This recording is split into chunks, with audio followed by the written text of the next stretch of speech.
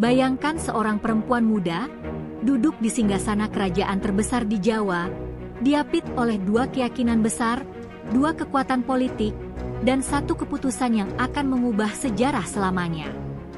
Ia bukan sekadar permaisuri. Ia bukan sekadar putri raja. Namanya Sri Kahulunan Pramodawardhani, dan kisahnya adalah luka, cinta, dan keberanian yang jarang diceritakan. Halo para penjelajah kisah Nusantara. Selamat datang di Petok Legenda Nusantara, tempat legenda, sejarah, dan perasaan bertemu. Sebelum kita masuk lebih dalam ke kisah yang luar biasa ini, pastikan kalian subscribe, nyalakan lonceng, dan bagikan video ini, karena kisah Sri Kahulunan Pramodawardhani bukan hanya tentang masa lalu, tapi tentang harga yang harus dibayar seorang perempuan demi perdamaian. Maharatu Pramodawardhani adalah putri dari Rakai Warakdiah Manara yang dikenal sebagai Raja Samaratungga dan berasal dari wangsa beragama Buddha, yakni wangsa Sailendra. Namanya ditemukan dalam prasasti Kayumungan tanggal 26 Maret 824 yang menerangkan bahwa ia merupakan putri Maharaja Samaratungga.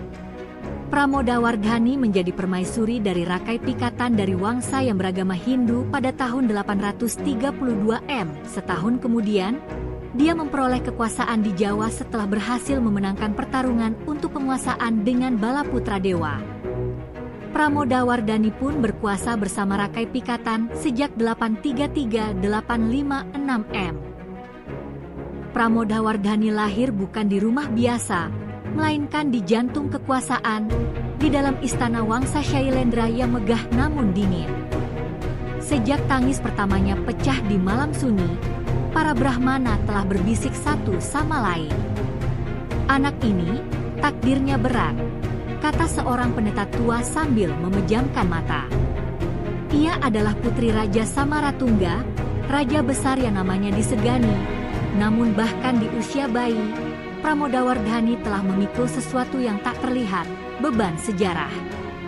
Ia tumbuh di lorong-lorong batu istana, menyaksikan ayahnya duduk di singgasana emas, namun matanya sering terlihat kosong, seolah memandang masa depan yang tak pasti. Sejak kecil ia belajar bahwa menjadi bangsawan berarti belajar tersenyum saat hati ingin menangis. "Ayah, mengapa istana terasa sepi?" tanya Pramodawardhani kecil suatu senja. Samaratungga terdiam lama, lalu menjawab lirih, "Karena kekuasaan sering membuat manusia lupa caranya merasa, Nak." Hari-hari Pramodawardhani diisi dengan pelajaran sastra, agama Buddha Mahayana, dan tata negara. Ia belajar membaca naskah suci saat anak lain bermain di taman. Ia belajar menunduk dengan anggun sebelum belajar berlari. Namun di balik kepatuhannya, jiwanya lembut dan penuh tanya. Ia sering berdiri di balkon istana, menatap rakyat di kejauhan. Mereka tertawa, "Apakah mereka tahu aku ada?" gumamnya. Pengasuhnya, seorang perempuan tua bernama Dyah Puspa, hanya tersenyum pahit. "Tuan Putri, rakyat tidak perlu tahu siapa kita. Yang mereka butuhkan hanyalah keadilan." Kata-kata itu tertanam dalam hati Pramodawardhani seperti paku kecil, tak terlihat, namun terasa setiap kali ia bernapas. Ia mulai menyadari bahwa hidupnya bukan miliknya sendiri. Setiap langkahnya adalah simbol, setiap kata adalah cermin kerajaan. Ketika remaja, Pramodawardhani mulai menyadari perubahan di istana. Senyum para pejabat tak lagi tulus, bisikan-bisikan muncul di balik pilar batu. Wangsa Sailendra, meski tampak kuat, mulai diguncang oleh bayang-bayang konflik dengan wangsa Sanjaya yang beraliran Hindu. Pramodawardhani mendengar nama itu pertama kali dari percakapan rahasia. "Rakai Pikatan, ia semakin kuat," kata seorang menteri.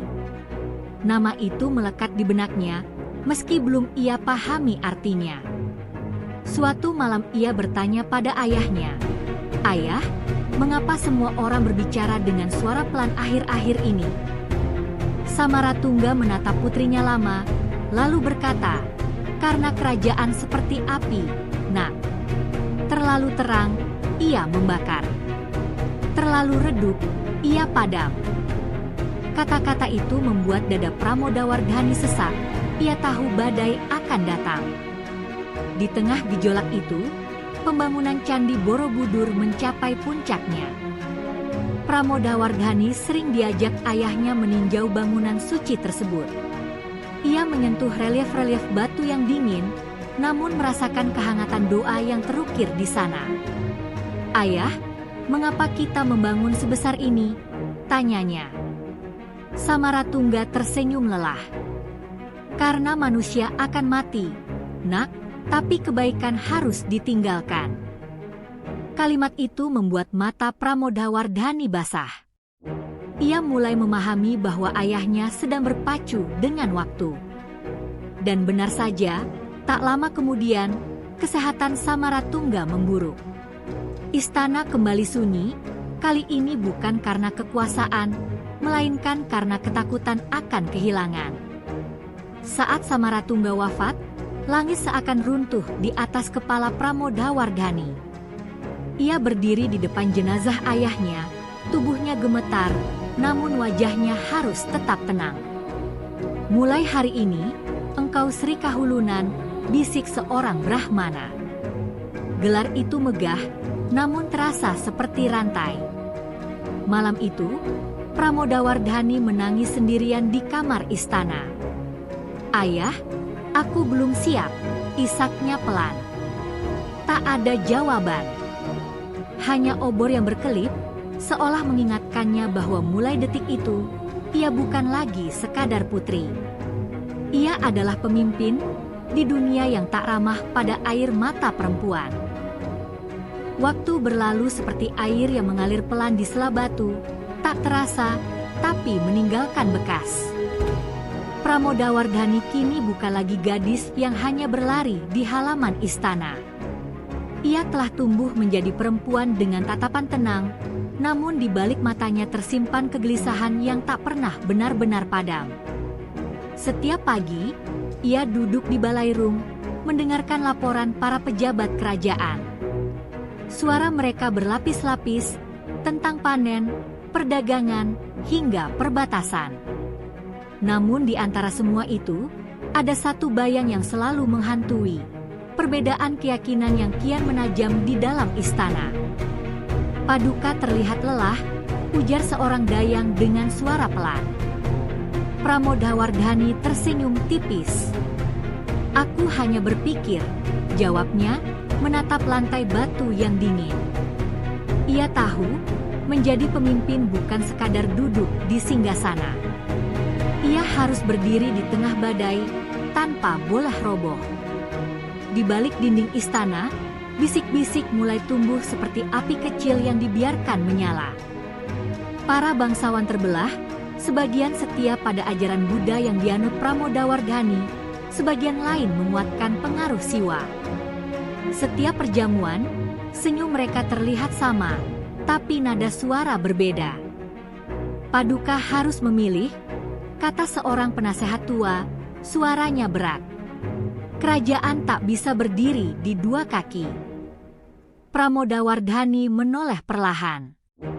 "Justru kerajaan akan jatuh jika satu kaki dipotong," jawabnya tegas. Keheningan menguasai ruangan. Ia tahu ucapannya berani, mungkin terlalu berani. Tapi di dadanya, ada keyakinan bahwa kekuasaan sejati bukan memaksa, melainkan merangkul. Namun merangkul dunia yang terpecah, seringkali melukai diri sendiri. Malam hari menjadi waktu paling sunyi sekaligus paling jujur. Di teras istana, Pramodawardhani duduk sendiri, ditemani cahaya bulan. Ia teringat ayahnya, raja yang mengajarkannya untuk mendengar sebelum memutuskan. "Jangan biarkan amarah menjadi penasihatmu." Suara itu seolah hidup kembali. Air matanya jatuh tanpa suara. "Ayah, aku berusaha," bisiknya. Dari kejauhan, langkah kaki mendekat. Rakai Pikatan, bangsawan Siwa yang kelak menjadi suaminya, berdiri dengan sopan. Paduka tak sendiri, katanya. Pramodawardhani menatapnya lama. Aku tahu, jawabnya pelan. Tapi jalan ini sering terasa sepi. Pikatan menunduk hormat. Biarkan aku berjalan di sisimu. Kalimat sederhana, tapi malam itu, ia seperti janji yang menguatkan. Namun, tidak semua menerima langkah Pramodawardhani dengan hati terbuka. Ada yang menuduhnya lemah, ada pula yang menganggap toleransi sebagai ancaman. Suatu siang, laporan datang tentang kerusuhan kecil di desa perbatasan, bukan karena kelaparan, tapi karena perbedaan sembahyang. Pramodawardhani mengepal tangannya. Jika dibiarkan, api kecil akan membakar rumah, katanya. Ia memutuskan turun langsung.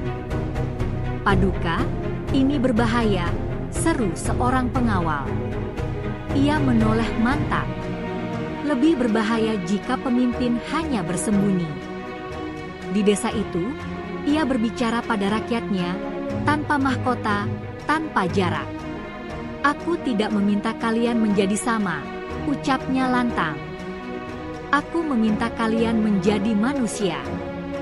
Banyak yang terdiam. Beberapa menunduk. Kata-kata itu tidak langsung menyelesaikan segalanya, tapi menanam benih.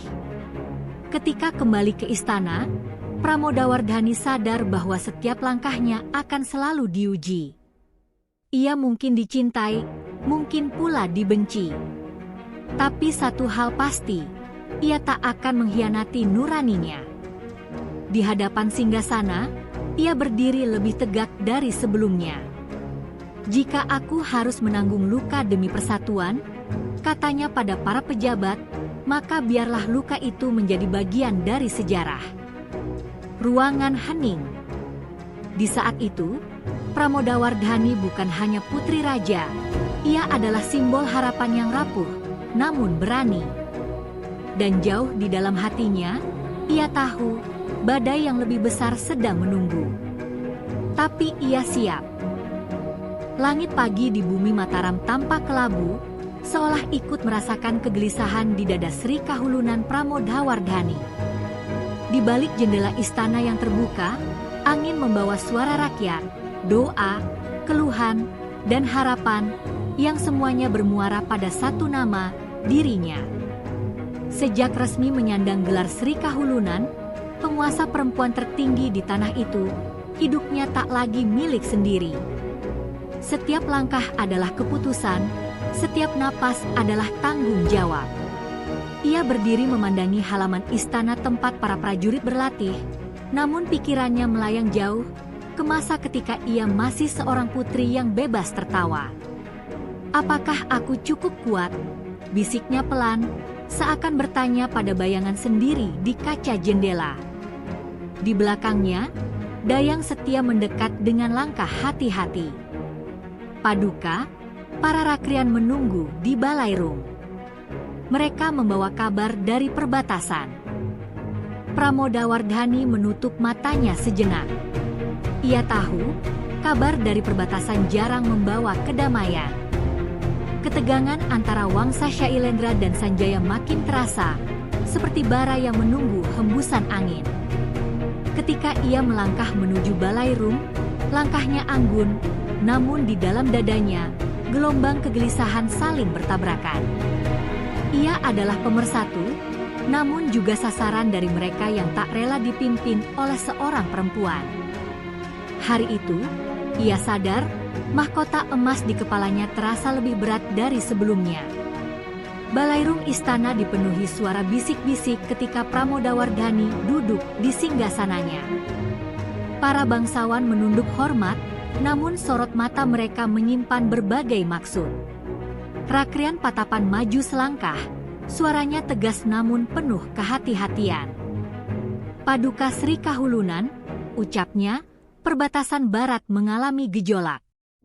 Beberapa wilayah menunjukkan kesetiaan ganda. Kesetiaan ganda, Ulang Pramodawardhani, alisnya sedikit terangkat. Ya, Paduka. Mereka masih mengakui Shailendra, namun diam-diam menjalin hubungan dengan Wangsa Sanjaya. Balairung seketika senyap. Pramodawardhani merasakan jantungnya berdetak lebih cepat. Ini bukan sekadar persoalan politik, ini ancaman bagi persatuan kerajaan.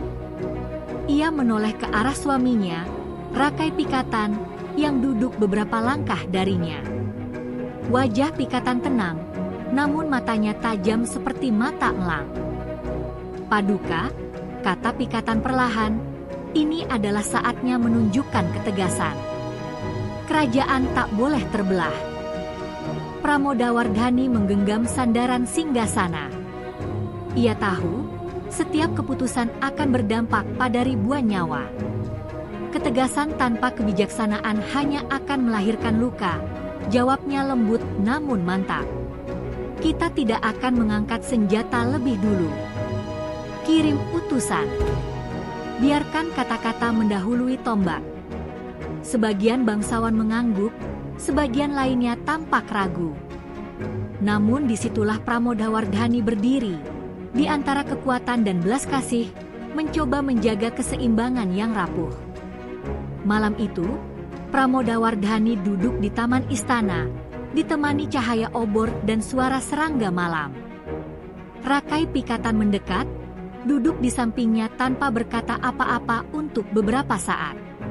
Keheningan di antara mereka terasa berat, dipenuhi oleh pikiran yang tak terucap. Kau ragu, kata Pikatan akhirnya. Pramodawardhani tersenyum tipis. Aku takut, akunya jujur. Bukan untuk diriku, tapi untuk kerajaan ini. Pikatan menatapnya dengan lembut. Aku tahu. Tapi ingat, kau tidak sendiri. Ia menoleh, menatap wajah suaminya. Kadang aku bertanya-tanya, apakah cinta kita cukup kuat untuk menahan badai politik ini? Pikatan menarik napas panjang. Cinta kita bukan sekadar perasaan. Ia adalah jembatan antara dua wangsa. Tapi jembatan selalu diinjak banyak kaki, dan tak semua berjalan dengan niat baik. Kata-kata itu menusuk hati Pramodawardhani. Ia sadar, pernikahannya bukan hanya tentang cinta, tapi juga tentang strategi dan pengorbanan. Namun di balik semua itu, ada rasa hangat yang tak bisa dipungkiri. Ia menggenggam tangan Pikatan. Jika suatu hari aku harus memilih antara mahkota dan hati. Pikatan tersenyum pahit. Seorang raja sejati seringkali tak punya kemewahan untuk memilih.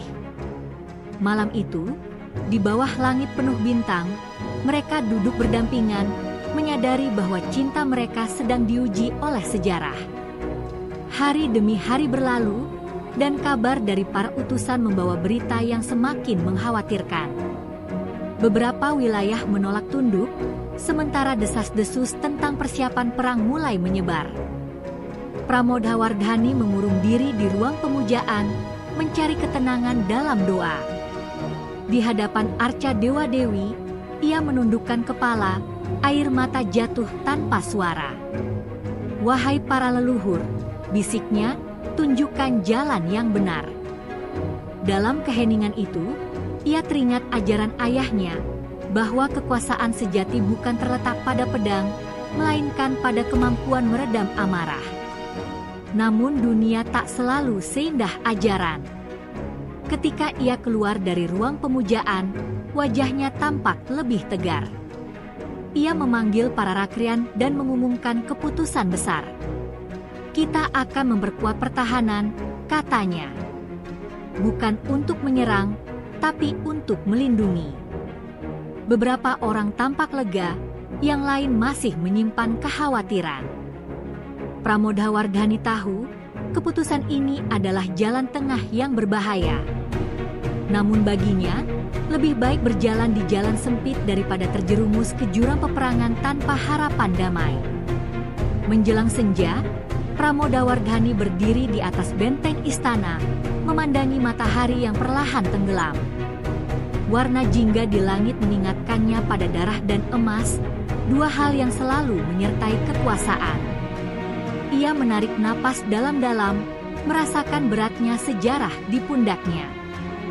Paduka, ujar seorang prajurit muda yang berdiri tak jauh, rakyat percaya pada Paduka.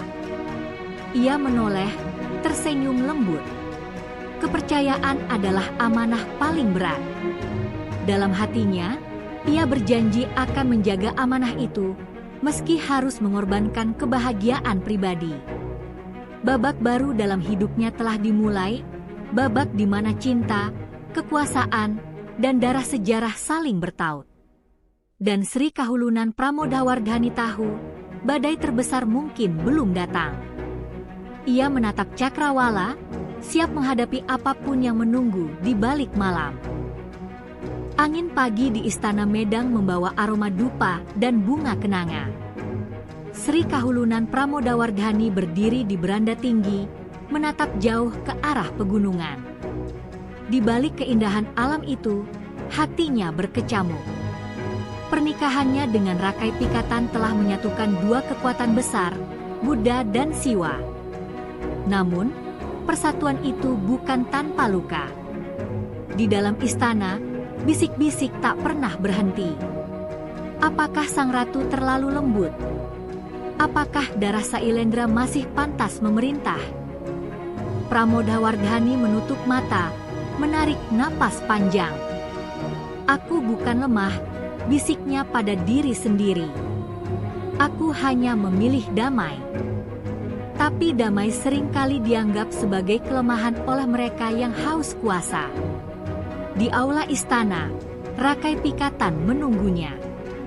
Wajah sang raja tegas, namun matanya menyimpan kegelisahan yang sama. Para bangsawan Siwa mendesak, ucap Pikatan pelan. Mereka ingin pengaruh Buddha dikurangi. Pramodawardhani menatap suaminya lurus. Lalu menurutmu? Pikatan terdiam sejenak. Aku ingin kerajaan utuh. Tapi aku juga tak ingin melukaimu. Suara itu jujur, namun justru itulah yang membuat hati sang ratu bergetar. Kerajaan bukan hanya tanah dan tahta, jawabnya lirih. Kerajaan adalah jiwa rakyatnya. Jika satu iman diinjak, luka itu akan diwariskan pada anak cucu. Pikatan menghela napas panjang. Untuk pertama kalinya, ia sadar bahwa istrinya bukan hanya permaisuri, ia adalah penjaga nurani Medang. Sementara itu, api kebencian menyala di luar istana. Para pendukung lama Wangsa Sailendra merasa tersisih. Nama Balaputra Dewa, kerabat Pramodawardhani, mulai disebut-sebut sebagai simbol perlawanan. Malam itu, seorang utusan datang diam-diam. Paduka Ratu, katanya sambil berlutut, darah Sailendra memanggilmu. Bergabunglah, dan kau akan kembali menjadi penguasa sejati. Pramodawardhani memejamkan mata. Tawaran itu seperti pisau bermata dua. Jika aku memilih darah, ucapnya pelan, aku mengkhianati cinta. Jika aku memilih cinta, aku dianggap mengkhianati darah. Utusan itu terdiam, tak mampu menjawab. Karena pilihan sang ratu bukan tentang kemenangan, melainkan tentang pengorbanan. Konflik pun meledak. Bukan perang besar, tapi retakan demi retakan. Desa-desa terbelah, keluarga saling mencurigai. Pramodawardhani turun langsung menemui rakyat.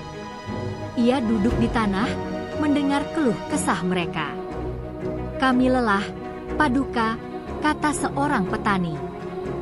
Kami hanya ingin menanam padi tanpa takut. Air mata sang ratu jatuh. Aku bersumpah, ucapnya dengan suara bergetar, tahta ini tidak lebih berharga daripada ketenangan hidup kalian. Kata-kata itu menyebar dari mulut ke mulut. Bukan sebagai propaganda, melainkan sebagai harapan. Untuk pertama kalinya, Rakyat melihat penguasa yang rela menanggung luka batin demi mereka. Malam sebelum keputusan besar diambil, Pramodawardhani berdoa di bawah cahaya bulan. Ia tahu, apapun pilihannya, sejarah akan mencatatnya, entah sebagai pemenang atau sebagai pengkhianat. Rakai Pikatan mendekat, berdiri di sampingnya tanpa berkata apapun. Apapun yang terjadi besok, ucap sang ratu pelan, jangan biarkan kebencian diwariskan. Pikatan mengangguk. Aku berjanji. Di bawah langit Medang, dua jiwa berdiri di persimpangan sejarah. Dan fajar berikutnya akan menentukan, apakah cinta dan toleransi cukup kuat untuk menahan ambisi dan darah yang menuntut balas. Tahun-tahun berlalu dengan langkah yang semakin pelan bagi Sri Kahulunan Pramodawardhani. Rambutnya yang dahulu hitam legam kini mulai disapa uban, namun sorot matanya tetap sama, tenang, jernih, dan penuh kasih. Ia sering berdiri di pelataran candi saat matahari terbit, menyaksikan cahaya pagi menyentuh relief-relief batu yang pernah ia perjuangkan. Setiap pahatan seolah memanggil ingatannya kembali ke masa lalu, tentang ayahnya, ibunya, tentang cinta dan pengorbanan. Segalanya akan berlalu, gumamnya pelan, hampir seperti doa. Para dayang yang mengiringinya hanya bisa terdiam, sebab mereka tahu, sang ratu sedang berbicara dengan sejarah. Ia bukan lagi penguasa yang sibuk dengan urusan politik, melainkan seorang penjaga kenangan yang memahami bahwa kejayaan sejati bukan tentang lama berkuasa, tetapi tentang seberapa dalam jejak yang ditinggalkan di hati rakyatnya. Suatu sore, seorang murid muda dari padepokan datang menghadap.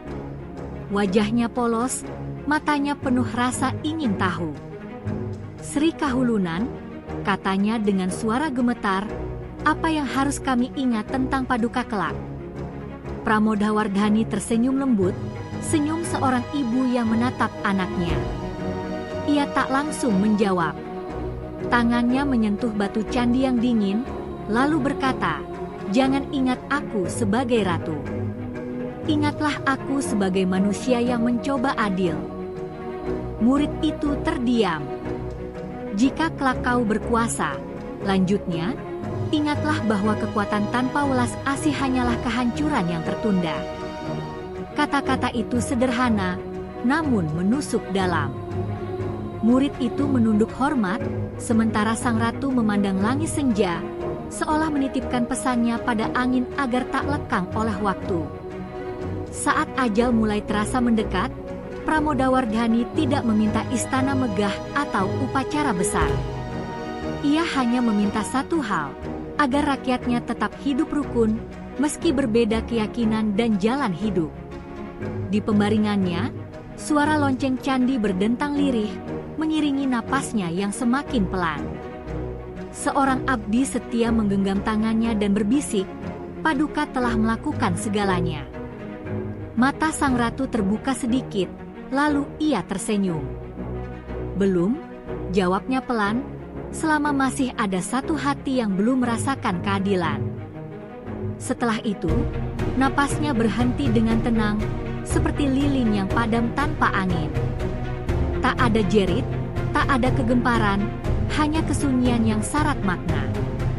Kabar wafatnya Sri Kahulunan menyebar seperti duka yang jatuh perlahan. Rakyat dari desa hingga kota datang tanpa diperintah. Mereka tidak membawa persembahan mewah, hanya air mata dan doa. Seorang ibu berkata pada anaknya, dialah ratu yang membuat kita tak takut berbeda. Seorang petani berujar lirih, ia tak pernah turun ke sawahku, tapi aku merasa dilindungi. Nama Pramodawardhani tidak hanya terukir di prasasti, tetapi hidup di percakapan, di cerita yang diceritakan ulang dari generasi ke generasi. Ia menjadi legenda yang tak dibungkus mitos berlebihan, cukup sebagai manusia yang memilih kebaikan saat kekuasaan bisa membuatnya kejam. Kini, berabad-abad kemudian, kita masih berdiri di hadapan candi-candi yang sunyi namun berbicara. Batu-batu itu tidak menyebut namanya dengan lantang, tetapi nilai-nilai yang ia tanamkan masih terasa. Sri Kahulunan Pramodawardhani mengajarkan bahwa sejarah bukan hanya tentang siapa yang menang, melainkan siapa yang memilih untuk tidak menghancurkan. Di antara bayang-bayang masa lalu, suaranya seakan berbisik, jadilah kuat, tapi tetap manusia. Dan mungkin, selama pesan itu masih hidup, sang ratu belum benar-benar pergi. Dan begitulah kisah Sri Kahulunan Pramodawardhani. Seorang perempuan yang tak hanya meninggalkan jejak pada batu dan candi, tetapi juga pada hati sejarah Jawa yang tak pernah benar-benar lupa. Di balik kemegahan Borobudur dan keteduhan vihara-vihara tua, tersimpan doa-doa sunyi seorang pemimpin perempuan. Ia memerintah bukan dengan amarah, melainkan dengan kebijaksanaan yang lahir dari cinta dan pengorbanan. Pramodawardhani mengajarkan kita satu hal penting, bahwa kekuasaan sejati bukan tentang siapa yang paling ditakuti, melainkan siapa yang paling mampu menjaga kehidupan. Ia hidup di tengah konflik, namun memilih menjadi jembatan. Ia berada di puncak tahta, namun tetap merendahkan hati.